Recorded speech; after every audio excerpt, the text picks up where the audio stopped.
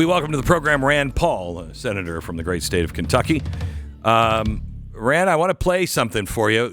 In yesterday's speech, which I think should have been like a libertarian's dream. It was mine. Listen to this. And it's crucial for the wider world to note this great transformation has not come from Western interventionists or flying people in beautiful planes giving you lectures on how to live and how to govern your own affairs. No, the gleaming marvels of Riyadh and Abu Dhabi were not created by the so-called nation builders, neocons, or liberal nonprofits like those who spent trillions and trillions of dollars failing to develop Kabul, Baghdad, so many other cities. Instead, the birth of a modern Middle East has been brought by the people of the region themselves, the people that are right here, the people that have lived here all their lives, developing your own sovereign countries, pursuing your own unique visions and charting your own destinies in your own way. It's really incredible what you've done. In the end, the so-called nation builders wrecked far more nations than they built, and the interventionists were intervening in complex societies that they did not even understand themselves. They told you how to do it, but they had no idea how to do it themselves. Peace, prosperity, and progress ultimately came not from a radical rejection of your heritage, but rather from embracing your national traditions and embracing that same heritage that you love so dearly. Rand Paul, what'd you think of that? Pretty amazing. You know, there have been so many times when I've heard President Trump speak or seen his actions on foreign policy that I've been, oh my goodness, this is the best president we have had in my lifetime. And I thought he sounded almost like Washington at that point. Just like, do it yourself. We're not here to tell you what to do. I haven't heard that ever from any president. Well, and this is why the Bush wing hates Donald Trump so much, the establishment, because these are the people who wanted to spend freedom at the point of a gun everywhere. They thought we were going to shape the world for democracy, which is sort of a leftover Woodrow Wilson idea.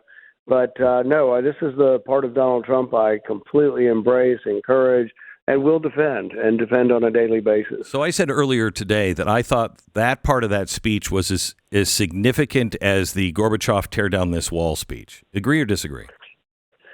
I agree. It's incredibly significant to say, you know, we developed these relationships not by bossing around the world, not by intervening, but by basically, you know, trading and he didn't use the word trade, we could have, but basically having trade and good relations with these countries that have developed themselves. A lot of people don't know that I'm a painter, and I gave up painting because of demoralizing pain in my hands. I was losing hope. If pain keeps you from really living, I urge you to do what I did. Try Relief Factor. Relief Factor is a 100% drug-free supplement developed by doctors, is safe to take every day, and it has helped me and so many others. You can try their 3-week quick start right now, $19.95 at relieffactor.com.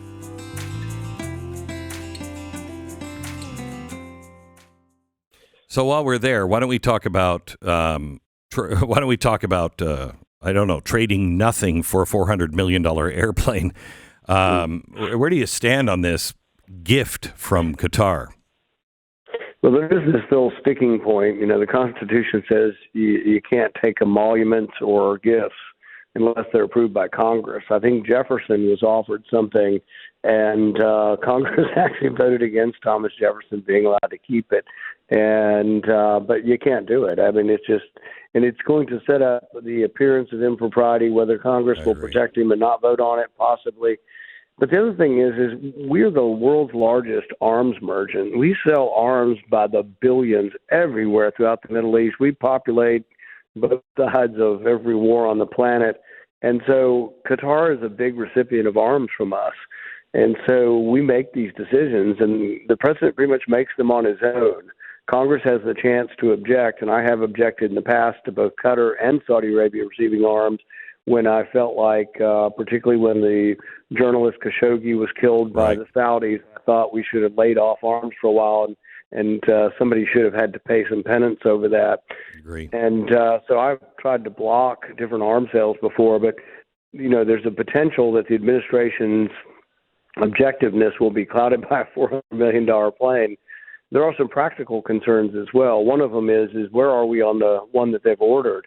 If it's already made and they're just upgrading it, putting the electronics and defensive weapons on Air Force One, and they're within 6 months of being completed, the Qatari plane would have to be completely outfitted. It has to be probably stripped down on the inside, completely reconfigured. It has to have the special stuff that is classified. It's 2 to 5 years just to finish it. Yeah, so it may be that the other plane is actually closer to being finished than this one. It is disappointing, and Boeing's disappointing on so many fronts that they haven't had this plane since I think it was commissioned by the first President Trump, and 4 years later still isn't ready. Is really a disappointment. But we'd have to know more about it. The thing is, if he really wants this plane, and it's a great plane, the Qataris could either sell it or give it back to Boeing, and Boeing could sell it to us, and we could pay a price. And then we'd alleviate all of this. Yes. If he takes it, every family transaction that they have had in the Middle East for the last 10 years or next 10 years is going to be doubly scrutinized, and I think it doesn't come to any good. So what do you think about the possibility, and this may be giving him too much benefit of the doubt, but the guy is playing 15-dimensional chess, it seems, so many ways. I spoke to him about the Boeing plane a few weeks ago, and he was smoked. And we began our participation in and ended World War II in a quicker time than we have ordered that plane in 2018 to today. So what is Boeing doing? And he's saying, and others are saying, that it may be 5 years from now, maybe even 10. What about the idea that he is just trying to push the pressure on Boeing and get it done? Boeing has become an extension of the government. They're a government bureaucracy, and they behave like it. Look, I think the Empire State Building was built in a year. China now can erect a 10 months. 10 months? Mm-hmm. Yeah, China can erect a 30-story building in a matter of 2 or 3 months. I mean, it's amazing how fast things can be done. And Boeing can't make a plane in 4 years, and then sometimes their planes don't fly. And so that is a problem if you're a plane manufacturer and they don't fly. But it's because Boeing is such a slow, ponderous corporation that's been, had monopoly on sort of government planes for so long that they're being outcompeted internationally. And they're just slow, And so I see them more as an extension of government bureaucracy than I do as a real capitalism. But no company could get away with being this poor and this slow moving if there was a real marketplace. So what do you do to solve that? Because I think that is the real solution. I feel like the former Soviet Union, when they would, when Gorbachev or anybody else would get into a ZIL, you're like, ooh, that's nice. That'll break down halfway to the airport. What do we do? Boeing, you can't sue Boeing. The president can't sue Boeing. The country can't. How do you fix this? Here's the interesting thing, Glenn, and this intersects with the discussion over trade. Some would say we need to protect them, and that's what we do. We protect Boeing. We protect them from international trade. What if we did this? What if we got rid of the trade barriers and we let all the international companies compete with Boeing? Boeing would have to get better or go bankrupt. So they're inefficient because they are protected. Some would say the same happened to U.S. Steel over many generations. It wasn't that we didn't protect U.S. Steel. We've had steel import quotas for generations. We've tried to do whatever we can to block international steel from coming here, and yet all it did is it led to a large behemoth U.S. Steel that was about like Boeing, wasn't able to react to the marketplace. But let me talk to you about government aircraft, military aircraft. We have to have an aircraft company. What I agree. What can we do? What if because honestly, the right thing for the president to do is sue Boeing. Look, you violated our entire contract. It means nothing. I'm going elsewhere. But he can't sue Boeing because it's, that would be very bad. And the second thing is he has no choice but to buy American. So how do we solve this? The other thing I guess you could do is you could reduce what they're paid. So, for example, if the government said we were giving them $1 billion, we give them $500 million, whatever it is, And that should be in every contract too. And I think Elon Musk was a big promoter of this when he started building rockets to take satellites into space. Right. He said the problem you guys have is it's cost plus, so everybody just keeps inflating their costs because they always get the same profit or bigger profit if they have cost overruns. Make it competitive bidding and put penalties into your contracts. So Boeing should have penalties in the contracts. If you want another airline or another company to make planes in the U.S., I'm perfectly happy to vote for no corporate taxes on somebody who will make planes in competition with Boeing. Okay. Just no corporate taxes, period. 10 years, 20 years. It would take a lot for the incentive because it takes a lot of money to get started in that field. But look, Elon Musk started from scratch maybe 10 years ago building rockets. So you think somebody couldn't, like Elon Musk, start building planes? In fact, I guarantee you, if Elon weren't so tied up with other things, if you said, Elon, why don't you start a plane company to compete with Boeing, I'll bet you have it started in a year. He would. I know you're giving us extra time, and I really appreciate it, Rand. But let's talk about the one big, beautiful bill. How do you feel about it? Well, the tax cuts from 2017 I supported. I support making them permanent. And really, I'm very supportive of the president's program on the tax plan. That's a big part of the bill. The second part of the bill is there's supposed to be spending cuts. So far, I think they're pretty wimpy and not going to amount to much. That is bothersome, but I'd still vote for it. Even if I got some spending cuts and made the tax cuts permanent, the reason I can't vote for it is they're going to raise the debt ceiling $5 trillion.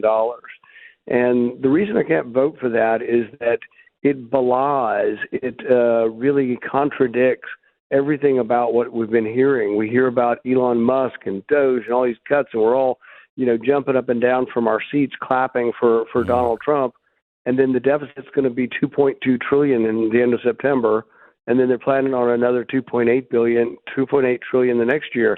They're planning on adding $5 trillion in 2 years, which means there's going to be no reform, and conservatives are going to wake up at some point in this administration and go, wow, where did all those cuts go? What happened? Where is Elon Musk? We haven't seen him in a while. And how come the deficit's going up at this alarming rate? In the past, conservatives have never voted to raise the debt ceiling. It's always been all Democrats and the big government Republicans. And we know who they are, and we've always derided them. And it was a day of shame. The day of shame is when you walk down to the well of the Senate or the House and you vote for all the spending that you put forward. But most of the conservatives, particularly myself and others, we haven't voted for the spending, and we don't want to vote for the debt. Now, I have said I'll vote for some increase in the debt, and I said I'll give you 3 months' worth. So I introduced an amendment about 2 weeks ago to increase the debt ceiling 2 months, 3 months' worth. You know how much that is? $500 billion for 3 months. That's an enormous increase, and it hurt me to even put it forward, but I did saying this. We'll give you 3 months. You're all promising me we're going to have cuts in spending and we're going to balance the budget. And we're going to do all these great things. I tell you what, proof's in the pudding. I'll give you 3 months worth of borrowing power. Then you come back and ask me again for 3 more months. So I would do the opposite. I would have a debt ceiling vote every 3 months, and it would be the lever, and we would only give you an increase in the debt ceiling if you actually were cutting spending. And people say, what about default? Default should never be on the table. We bring in $400 billion. That's fake. We're never going to default. Well, we bring in $400 billion in a month in revenue, and the interest payment's $80 billion. Why would you ever default? We should announce to the markets that we have plenty of money, and if we have to cut spending elsewhere, we will, but we won't default on our interest payment. And there's no reason ever to. And it's a game they've played just to get everybody to vote for it. They scare everybody to death. They scare the market to death. And then they say, oh, we'll default and there'll be chaos.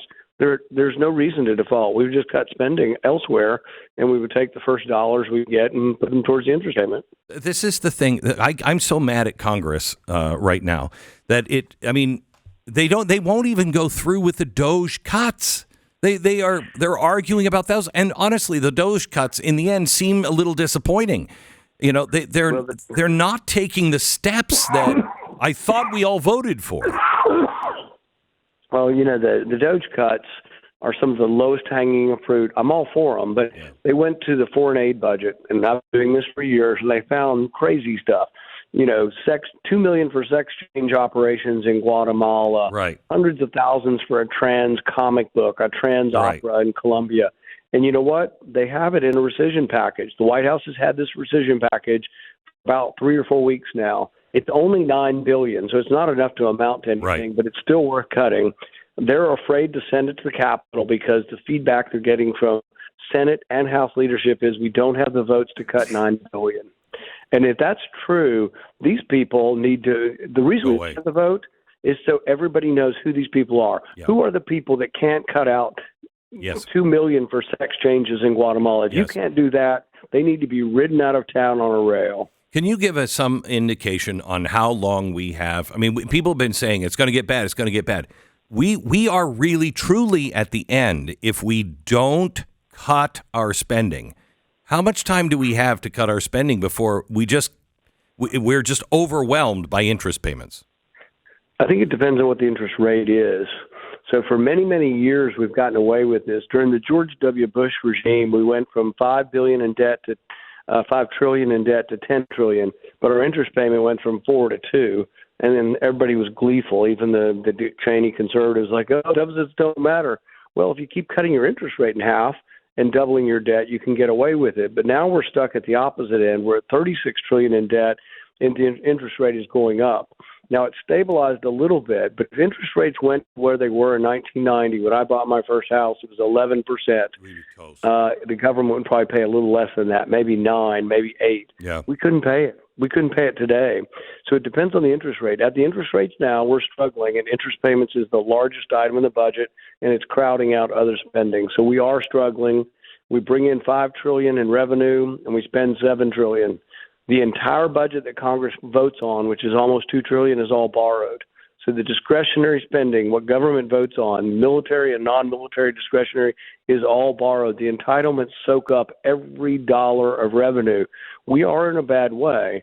I can't tell you when it ends, but I can tell you if interest rates spike, we will be in a serious problem. I now only have about 40 seconds left. I'd love to have you back. Can you just tell me, is anyone going to pay for the COVID thing? Is that ever going to happen? We're not done, and I will bring Anthony Fauci back in. We finally discovered the records as to who determined that the money went to Wuhan. They have resisted me for 3 years. Robert Kennedy has helped me get the records. So has Jay Bhattacharya. This week or next week, I'm going to begin interviewing the people who were on that committee. We're going to find out what was the debate, what was the discussion, what were the arguments for sending it to Wuhan, what were the arguments against it, who made the arguments, and then who ultimately had to sign off on this. It is our belief that Anthony Fauci had to sign the document. We haven't found the document yet because it's either been hidden or destroyed. Yeah. We're going to keep it, and there will be hell to pay. Thank you, Rand Paul.